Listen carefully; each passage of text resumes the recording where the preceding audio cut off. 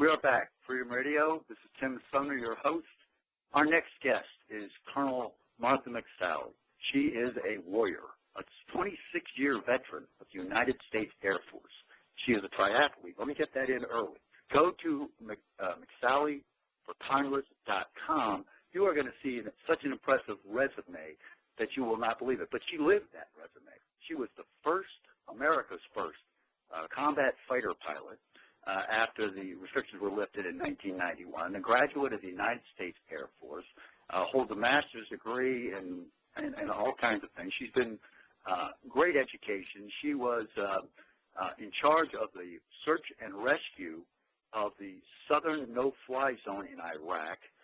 She was stationed in Saudi Arabia and was told that she had to wear Saudi garb while off post, and which she objected to, and actually had the courage, the moral courage, to sue the United States government to get that stopped.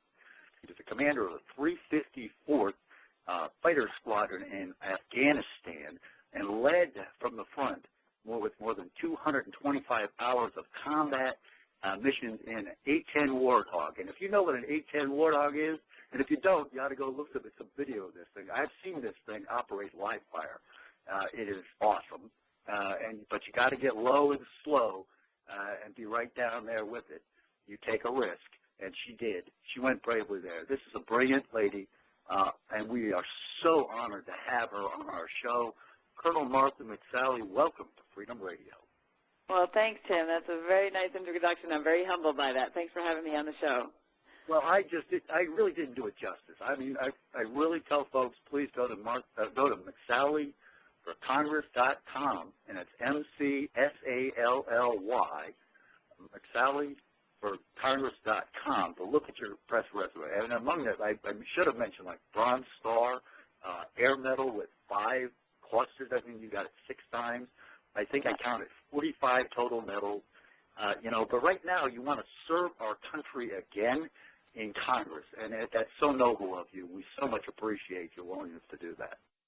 Well, yeah, thanks, Tim. And that's, the bottom line is that I just felt very convicted to step up to serve in, like, a new call to duty, really.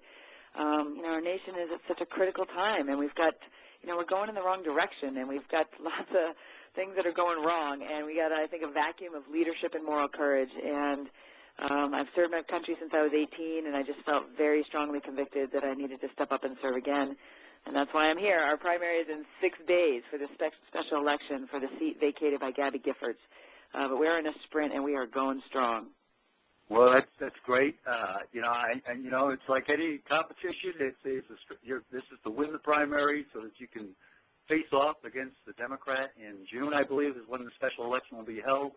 Yep. Arizona's 8th district sits on the southeast corner of Arizona. I think you share about a 100-mile border with Mexico, bordered east by New Mexico. Before we talk about border issues and national security, these are things that I know that you can certainly talk to. Let's talk a little bit about the economy first and what folks are facing down there and what you think we need to do about it. Please tell us about the situation down there, how you see the economy, and what we need to do to get America back to work.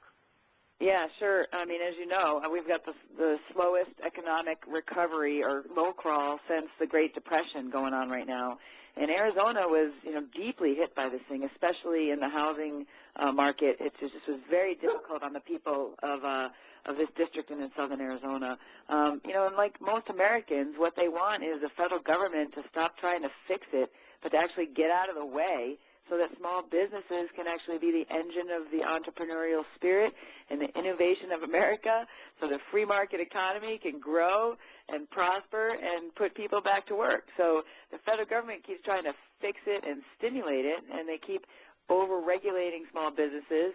The complexity of the tax code, the complexity of the regulations is what's suffocating the engine of growth. And so my perspective as I step up to lead in this new mission is to get to D.C., go back to our constitutional foundations, to get the federal government back to doing the things it should be doing and out of the business of the things it shouldn't be doing.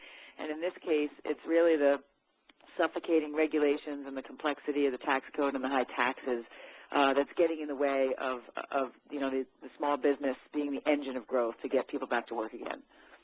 I know that you're, and I don't want to talk about this, but I'll just state it up front. You are a strong supporter of the Second Amendment. You own your own weapon. By the way, I heard a dog bark in the background. I saw a great picture of you with a wonderful-looking dog. I think it's a golden retriever. Yes, my golden retriever was just barking to say hello. What's your dog's name? Penelope. Oh, great. It's a great picture. You know, I love dogs. You know, golden retrievers especially near and dear to my heart. So, but let's move on. You were talking about the economy. One more issue there. You have some strong ideas about the debt and what we ought to do. Talk about that for a moment. Well, the debt is also suffocating the economy, right, because there's such uncertainty right now, and we are on the same pathway that we saw Greece on less than 10 years ago. This is serious business. It's the biggest preventable catastrophe in our nation. It's a national security threat. It's a prosperity threat, and it's a freedom of action threat when 47% of our debt is owed to other nations, some of which we don't see eye to eye with. So we've got to show some fiscal discipline, and we've got to get the economy growing. Those are the two ways to solve the debt. You don't solve the debt by increasing taxes because you throw any new dollar to the federal government and they will suck it into their black hole and they will spend it. So we got to show some fiscal discipline, the same thing that we expect from ourselves. We're going to sit down and look at every dollar that's spent. We got to look at discretionary spending, and we've got to look at protecting and sustaining Social Security and Medicare for the future. If we don't do that, then that's going to Pac-Man out the rest of the budget, and soon, in the next couple of decades, we're going to be spending the same amount of money just to cover Social Security, Medicare, and interest on our debt, and not a penny left for national defense. So we got to show some fiscal discipline, and we got to stop name-calling and demonizing and sit down and look at the dollars that are spent in every piece of this pie chart, which includes discretionary spending, non-defense, which includes still gaining some efficiencies out of defense, which coming from the Defense Department, I can say we can still gain efficiencies there, but we shouldn't be salami slicing our defense away. We should be having a strategy-based budget, not a budget-based strategy, to make sure we're ready and equipped to face the future threats coming around the corner. And we need to protect and sustain Social Security and Medicare for future generations. There's ways that we can do this. We just need to sit down and figure it out as Americans.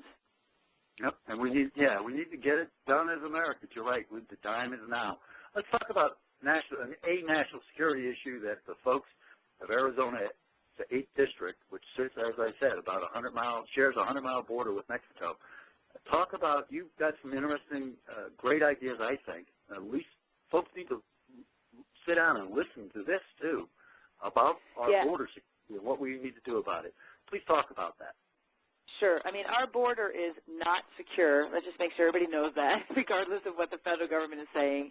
And the federal government has failed to have the political will to secure the border. And this is a significant national security threat to our nation.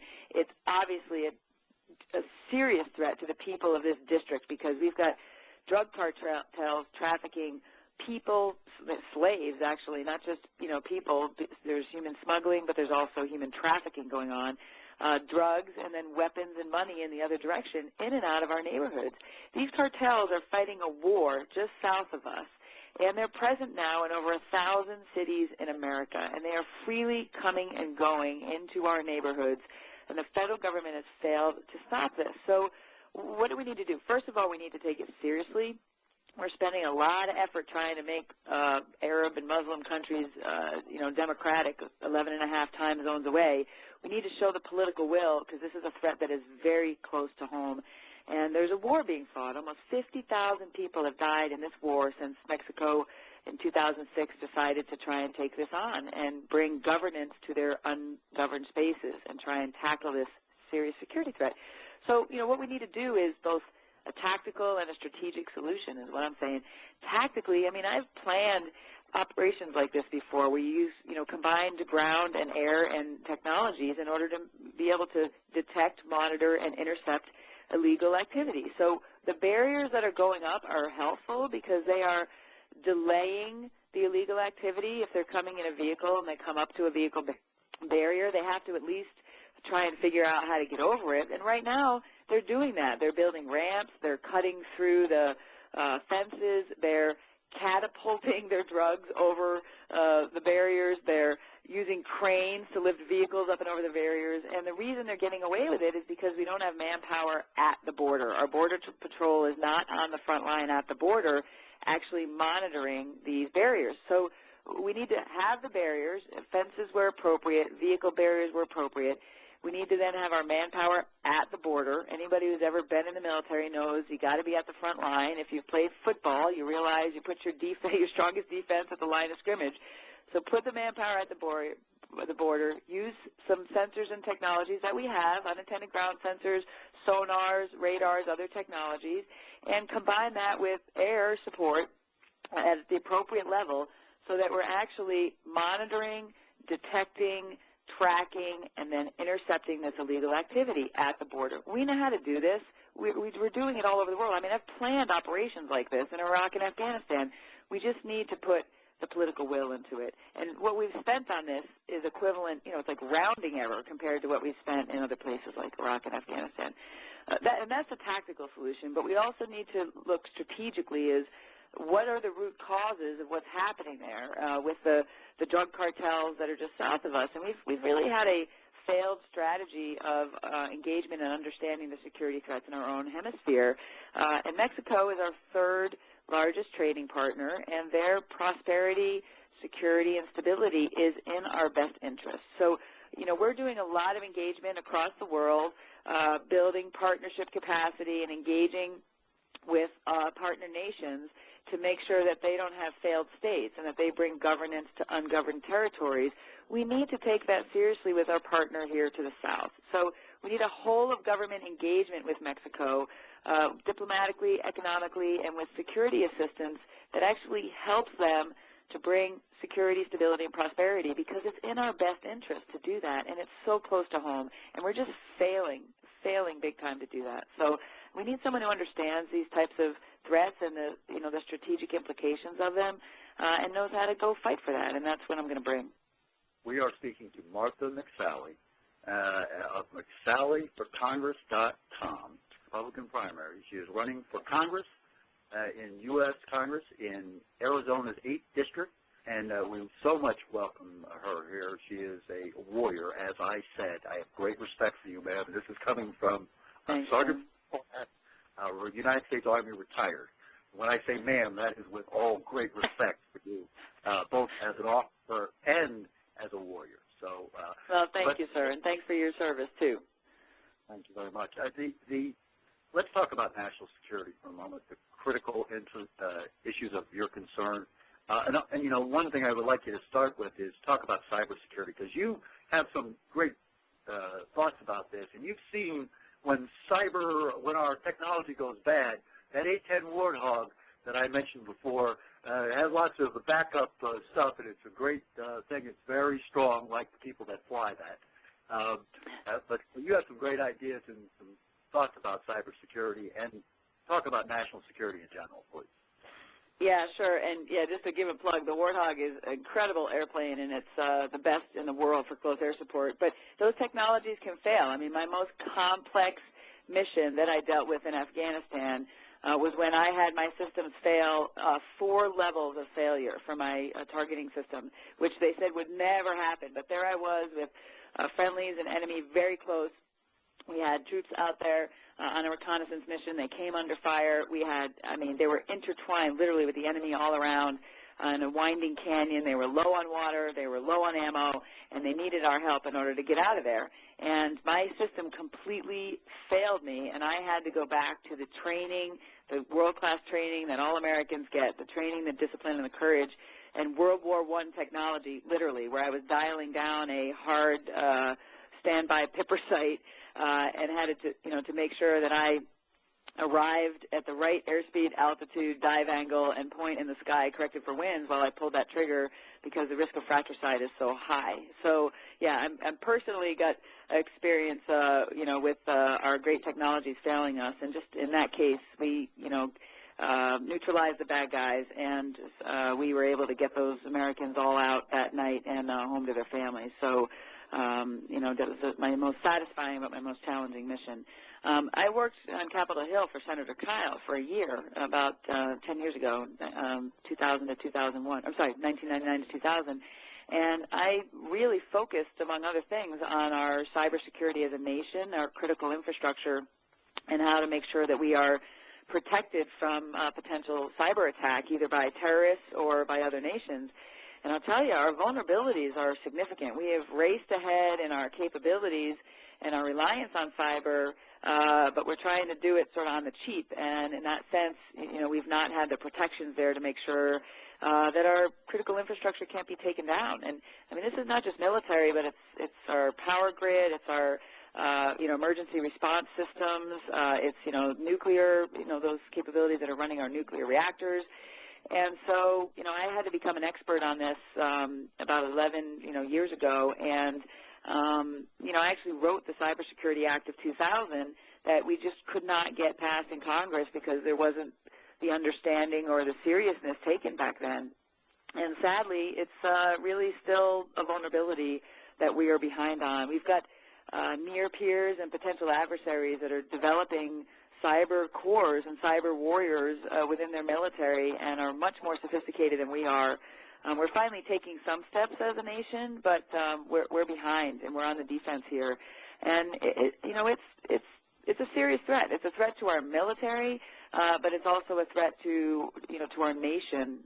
This is a new domain. We've got air, land, sea, and now cyber that we could be attacked in. And so we've got to make sure that we've got the best and brightest working on this in order to make sure we can protect America.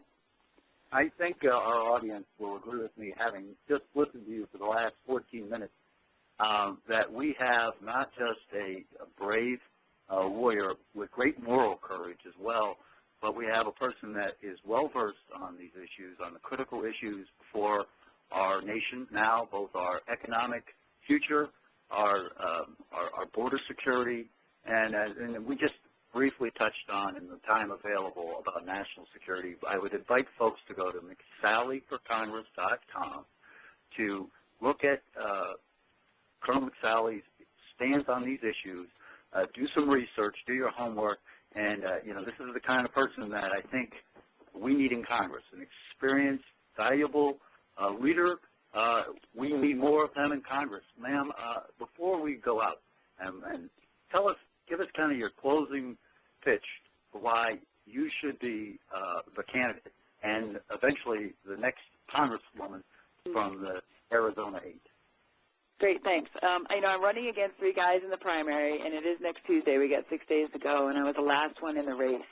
And, I mean, the bottom line of these, you can take a look at the race, but of these 4 people in the race, I'm the only one who can actually win on June 12th for a variety of different reasons. I'm not divisive, I'm not inflammatory, and I actually have the right background that could be elected by the general population on June 12th. So that's very important, obviously. And this is a sprint because it's a special election.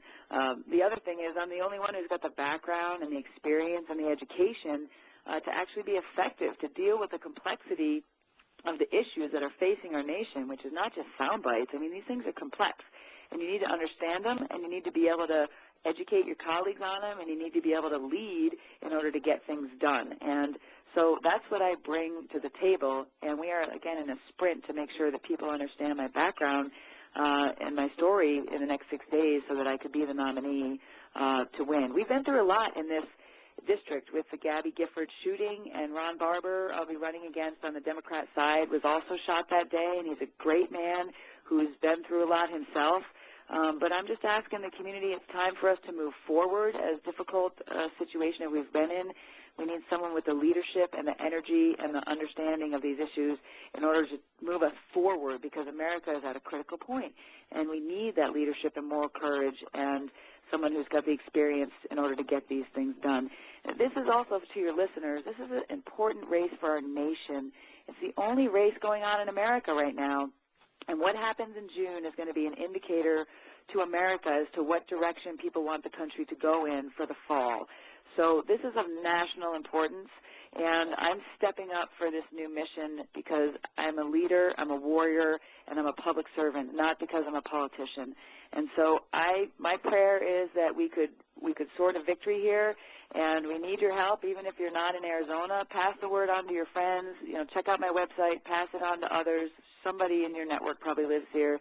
If you're able to contribute, please do, because I need fuel in my engines to sort a victory. And this is about the indication of where America is going to go, and I am just humbled and privileged to step up and serve. And I have a good feeling that we can pull this thing off. We're the only race with momentum right now, and we're zooming ahead, and I think it'll be an awesome party next Tuesday if we can win in this photo finish here. Well, we so much appreciate you joining us. I hope that you'll come back to Freedom Radio. We look forward to that. We'll be watching the results Tuesday. I hope that you felt comfortable here. I will make sure that you get a link to this show, and you can, if you'd like, you can probably post it on your website, McSallyForCongress.com. Thank you for joining us today on Freedom Radio. Thanks so much for having me, Tim. I really appreciate it. Take care. Take care.